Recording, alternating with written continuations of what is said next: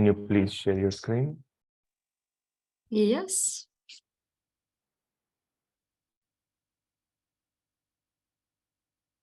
Okay, hopefully you can see it well. Thanks for introducing me.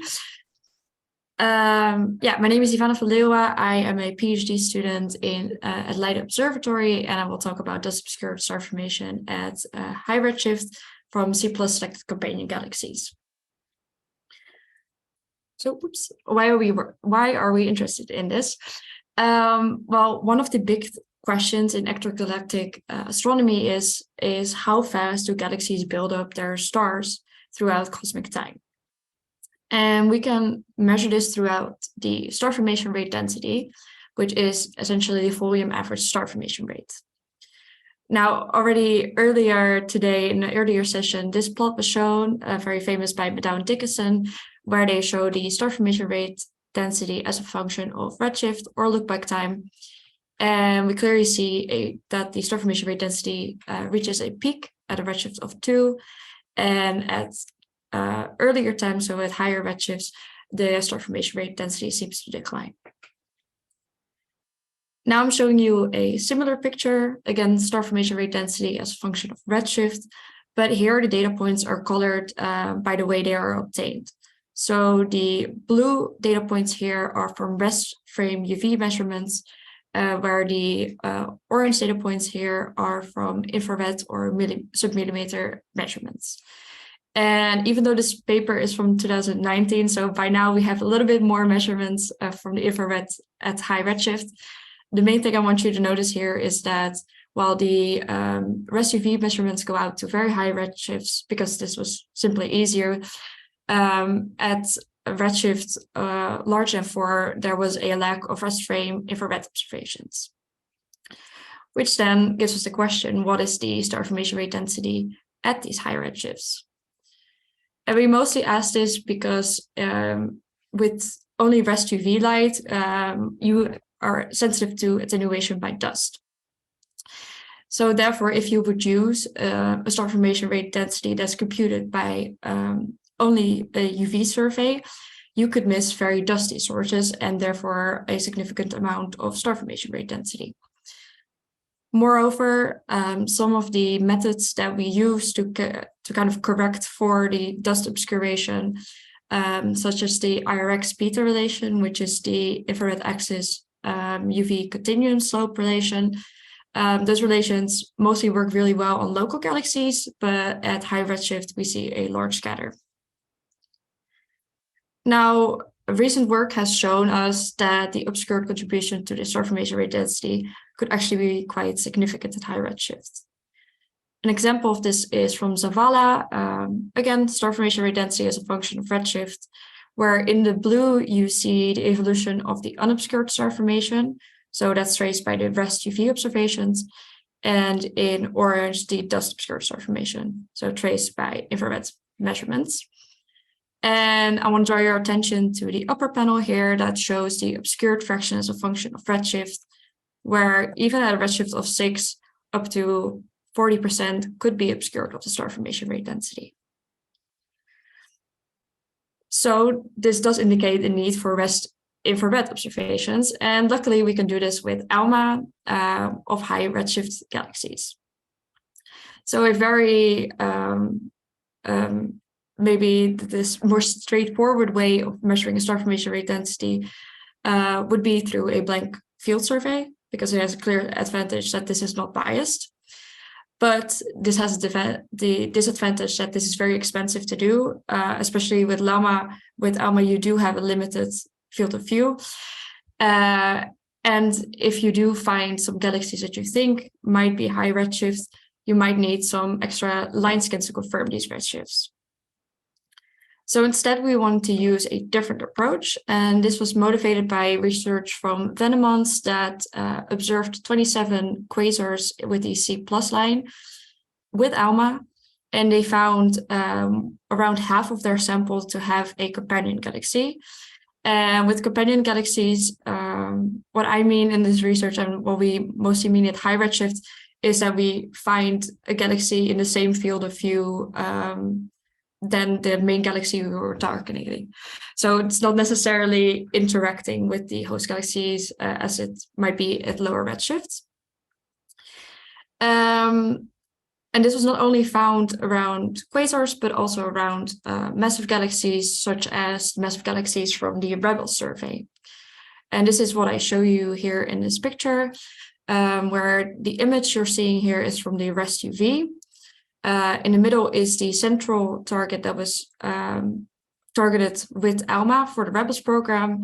And in white, the contours here, the little zoomed in image, are the C+ contours, and in orange here you see the dust continuum contours and its corresponding spectrum. And then what was interesting is that actually they found a second C+ line to the north of it, which was also very well detected in dust and in C+, but was not visible in the REST UV. Now our idea was to use companions that are serendipitously discovered throughout C+, and here we use C++ because we're not then biasing ourselves to unobscured or obscured sources necessarily. I use this to compute how much of the star formation rate is obscured at high redshift. So this is a very schematic layout of my method, but I will talk you through all the steps individually. But first we will look for serendipitous galaxies around quasars or massive galaxies. Then we want to use these galaxies to really obtain how much of the star formation is obscured as a function of their total star formation rate. Then we want to use this function to correct the UV luminosity function, and then we can integrate this into a star formation rate density. So for step one, we decided to make use of the ALMA archive because there are a lot of C+ observations already done around quasars and massive galaxies. And we used a line search algorithm called match filtering in 3D, MF3D, that is able to detect peaks in emission in your interferometric data cubes. To make our sample a bit larger, we also included companions found by Venomons, which were the companion galaxies around quasars, companions found by Loyakono, which are companion galaxies found around alpine galaxies, and from Vidamoto, which are the companion galaxies found around Rebels. And in the image here, I show you the parameter space of the targeted galaxies with ALMA, so not from the companion galaxies. Then our approach was to only use so-called neighbors, and we use this term for galaxies with a velocity separation of the targeted galaxy that's less than 2,000 kilometers per second. And this velocity separation is dependent on the redshift of the companion that you find and the host galaxy. And at a redshift of 6, this translates roughly into a redshift difference of 0.05. And we do this to be more certain that we're actually selecting a high redshift galaxy and not a low redshift interloper. Then with ALMA observations, we can get the obscured star formation rate from the dust continuum. We can get the total star formation rate from the C+, assuming a relation from Deleuze, and we can get the unobscured star formation rate from the REST UV, so for example, from HST. Then I'll show you one of the neighbor candidates that I found with this research. So this is a similar figure as the one from the Rebels galaxy, where in the center we have the targeted source in C+, with its corresponding C+ and dust continuum contours. And then I found a second C+ line to the right of it that was also detected in the C+ and in the dust continuum, but we did not really see this in the REST UV, so it seemed to be dust obscured as well. Now with the sample that we've gathered from our own search and the search from the literature that was already there, we tried to constrain what is the relation of, well, actually what I've plotted here is the unobscured star formation as a function of the total star formation. So what you would expect is if you go to larger star formation rates, you would expect there to be more dust, and therefore you have less unobscured light. So you expect this relation to go down. Now in red here are the points from my research, which are from the C+ selected sample, and in blue and purple here are UV selected samples from Alpine and Rebels. And then I'm not talking about the serendipitous galaxies, but about the host galaxies. And then I fitted a relation to it that I kind of derived from the IRX stellar mass relation that we know from, for example, aspects of Alpine, but I've converted it to star formation rates because right now we don't have a clear idea yet what this relation should exactly look like. And then the main thing I want you to notice from this plot is that with our C+ selected galaxies, we find that there could be more obscured star formation than what you would find from a UV selected sample, which would make sense because with a UV selected sample, you're essentially more biased towards dust unobscured sources. Now using this, we corrected a UV luminosity function. We used the one from Harikane, which is the one here plotted in blue. And then with the relation I just showed you, we corrected for the star formation rate that was missing in the UV. And that's the function here that's shown in red. And the arrows here indicate what you would get if you would assume a Schechter function instead of a double power law that they've used. Now we come to the most important part, and that is what's the star formation rate density then? And it's a very busy plot. It's because I'm using this in the paper that I'm preparing at the moment. But I want you to mostly notice the red, blue, and purple points. So the blue point is a star formation rate if you would integrate the uncorrected luminosity function as you see here. Whereas the red one is the star formation rate density you would get when you integrate the corrected luminosity function. So already we see that the correction is important for the star formation rate density. And in purple, we show basically the difference between these two. So the star formation rate density that's coming from purely dust obscured sources. 3 minutes. Yes. Yeah, as a reference, we've also plotted the Medown-Dickinson relation here. And we do see that it slightly implies a bit more of a dust-rich universe, but our errors are still kind of large to make a very definitive assumption on this.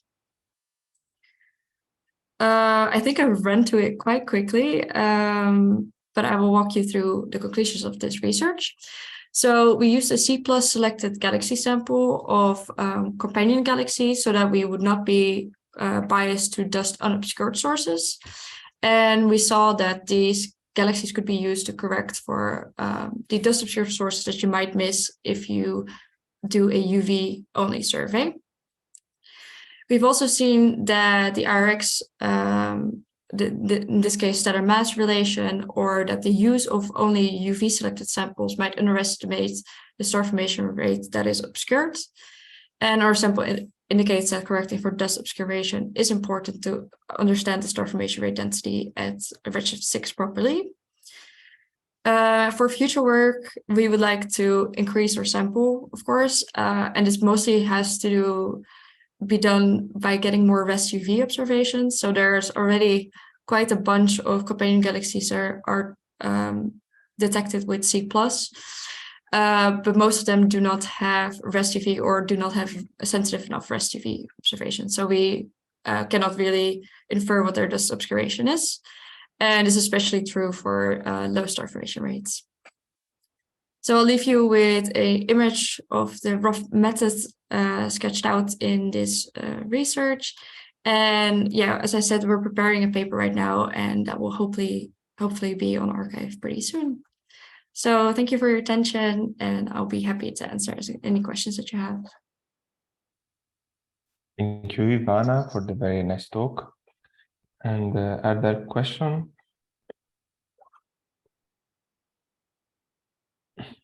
Okay,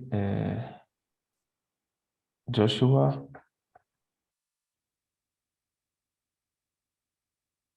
Hi. So actually, it's Ivana talking, the other one. Thanks for your nice talk. I had a question on the plot before that you showed before. I was wondering if you try to do this taking into account the different stellar masses of your galaxy, like cutting it in like massive and not massive galaxies.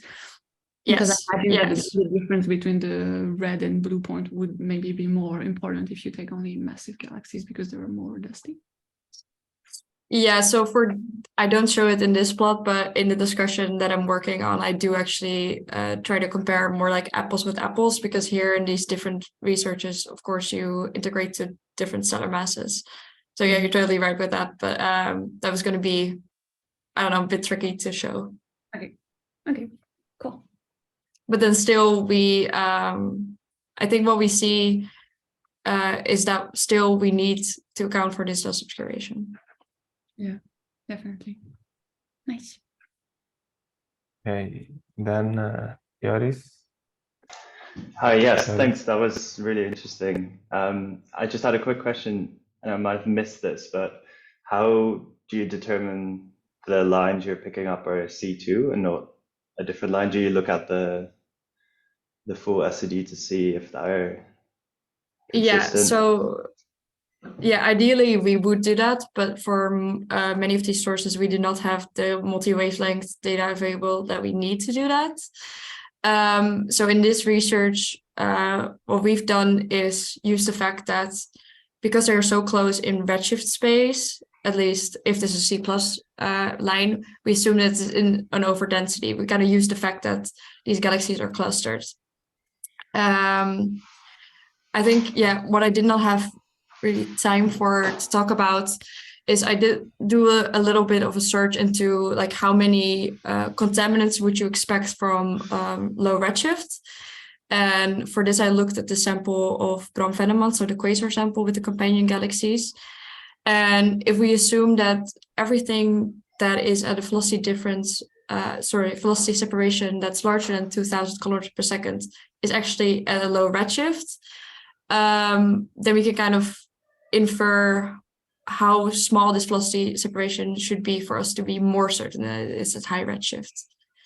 So what I actually use in the research is that the velocity dispersion has to be even smaller. It has to be smaller than 500 kilometers per second. But yeah, to fully be sure that it's not a low redshift contaminant, we would need to do SED modeling. We did check if there was some multi-wavelength available. We would check the radar filters if we could actually alignment break. So. Okay, thanks. Yeah, I'm wondering, it would be really interesting, even if that's not what you're looking for in this context, if you are, I don't know, if there are other lines that can happen to fall in the same frequency range, if that makes sense. So if you serendipitously would pick up O3, say, from a different redshift range, I don't think it's very likely, but yeah, that'd be interesting to look at. Yeah, I think most likely if we have a low redshift interloper, it's like a CO line or something. Yeah, makes sense. Okay, thanks. Thank you. Thank you for the questions, and I think we need to move to the next speaker. Thank you again, Ivana. Thank you. And